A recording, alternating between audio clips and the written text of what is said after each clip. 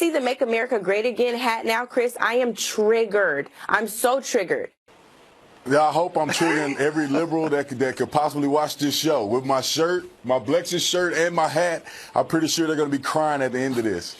Because the only thing that these Democrats are doing is anti-American hatred. They hate this country.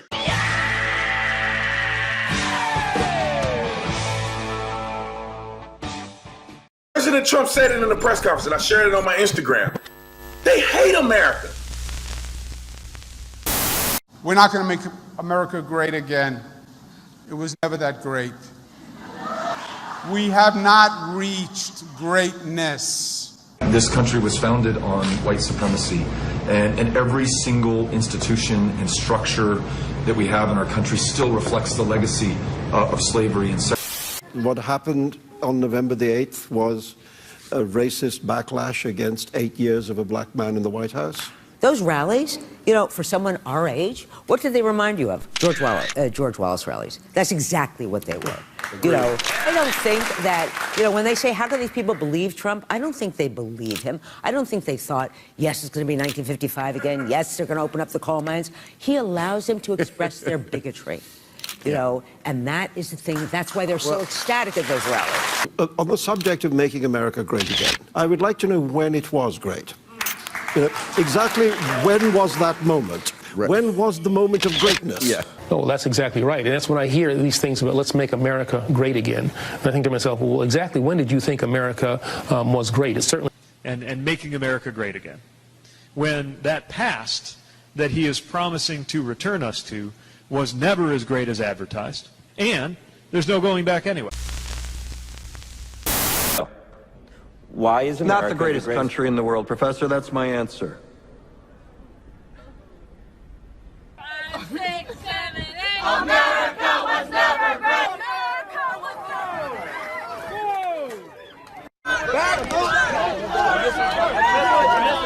great. I know that we have in this White House a president who says he wants to make America great again. Well, what does that mean? America was never great. Again?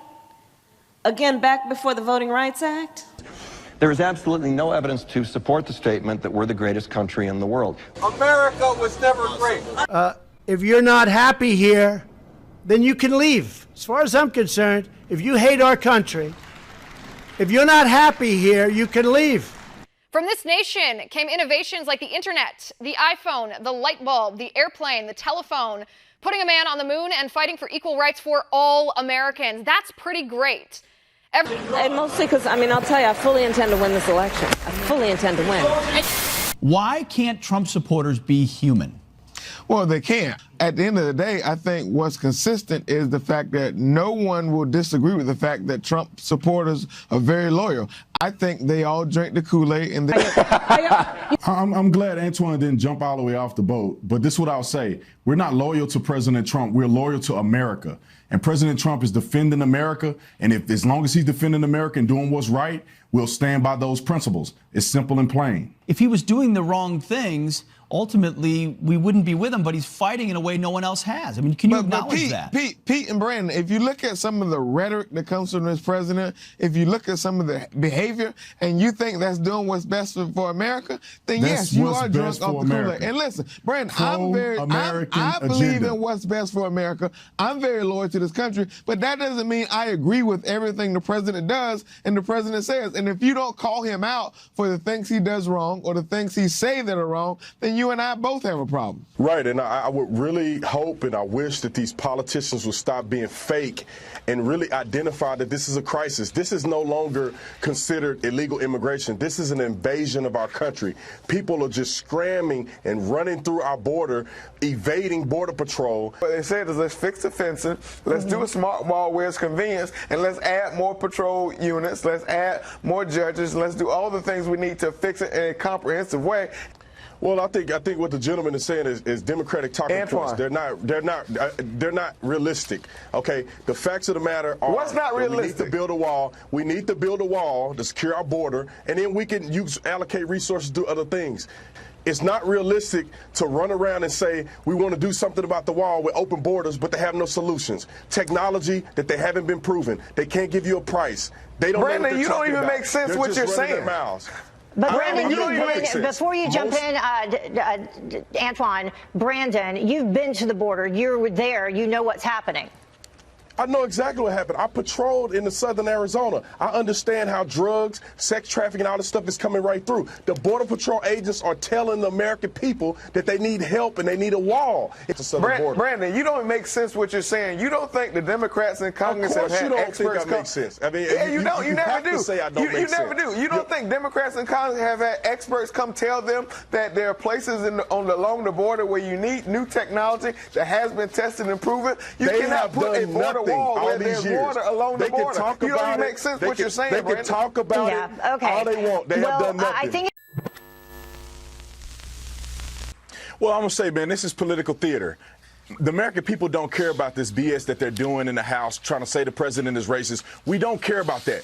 Get something done. That's what we care about. And for them to come out, and I believe it's racist to say this about the president. Only reason they're saying this is because he's white. I believe that these four stooges, and I call them the four stooges, they're coming against the president in what I believe is a racial tangent against him and every other white person in America. Yeah, Antoine, I would ask you, why has there not been any type of condemnation, specifically from Nancy Pelosi, in terms of anti-Semitic tweets and comments that have been made by some of these four congresswomen specifically? So a couple of things. Heather, you opened your segment this morning saying so-called racist comments, and I think that's part of the problem. Democrats and Republicans acknowledge the fact that those comments were racist to the core. That's not true, though. Not everyone thinks that they're racist. Democrats and Republicans acknowledge that, Heather. Let's not do this morning. The second thing I would tell you, the last time I was on this network with Brandon, he was the one who told me that racism did not exist in this country. Well, we all know that's true. What we saw yesterday from the House Democrats and some Republicans, it is acknowledging the fact that what the president did was wrong. It was racist. It was bigotry. It was hate in the form of modern day, what I call not even a dog whistle, but a bullhorn. The truth of the matter is, this is rhetoric we've seen from Donald Trump before. He is speaking to a group of people in this country who love to hear those words. It tickles their ear. And if we don't acknowledge the fact, and if we continue to go numb to this, then we are part of the problem. This has nothing to do with race. I've never said anything about race. This has nothing to do with race or anything else. This has to do with respect for our country and respect for our flag. Because I lived through what these words could mean to people when people were killed in Charleston, South Carolina. Let me let Brandon respond to that as well. Brandon? Yeah, let me respond to this. I don't know what planet you're living on, but I'm a black man in America just like you are, and I don't think the president is a racist. If the man was a racist, I wouldn't have supported him, and half of the country wouldn't have voted for him. That is a lame duck excuse. And Brandon, you sound crazy as hell this morning to say that Donald Trump is not racist, and the fact that these comments were not racist. Okay, because you believe that, because it's politically expedient, doesn't make it true. Most of us in America understand what real racism is. Because a person criticized 4 adult women who decide to hate this country, that's not racism. And I hope that you will go back and read the history book and look at true racism, because our forefathers will be rolling in their grave, listening to somebody like yourself and others pander. Let me show you this. You know what our forefathers would have a problem with, Brandon? You being a sellout this morning on this show. Hold on one moment. Let's take a look at what President Trump had to say in terms of this vote that happened in the House, because you said all the Republicans agreed that this was in fact racist. I did not say that. I said it was bipartisan. Don't put words in my mouth. It wasn't bipartisan. What I said was it was bipartisan voted in favor of the resolution. That is bipartisan. Call it what you want. That is bipartisan. Antoine, don't talk over me, please, and I won't talk over you. Here's a look at what the president had to say. He said, "So great to see how unified the Republican Party was on today's vote concerning statements I made about 4 Democratic congresswomen. If you really want to see statements, look at the horrible things they said about our country, Israel, and much more. They are now the top most visible members of the House Democrats, who are now wedded to this bitterness and hate. The Republican vote was 187 to 4, meaning 4 voted in favor with Democrats. Wow. Also, this was the first time since 1984 that the Speaker of the House was ruled out of order and broke the rules of House quite a day. So my question to you, Antoine, is, does the Democratic Party want to rally behind these 4 congresswomen who have made clear how they feel about Jews in this country, the anti-Semitic comments that they've made, not condemning Antifa most recently, not condemning Al-Qaeda? Is this wise for Democrats to do? What Democrats want to do is unite behind the fact that we have to reject racism, bigotry, and hate in this country, and we saw that crystal clear. The fact of the matter is what you and everyone else missed in the vote yesterday is that the Democrats voted to put Nancy Pelosi's comments that she read from the floor into the record. And what that says is that we, united Democrats, condemn racism, hate, and bigotry that came from the president's tweets. And let's not forget, the president has a history of picking at women of color and women, period. And we saw this as a prime example in his tweet the other day. Antoine, I'm sorry, I have to wrap you up. Brandon, you get the final word here.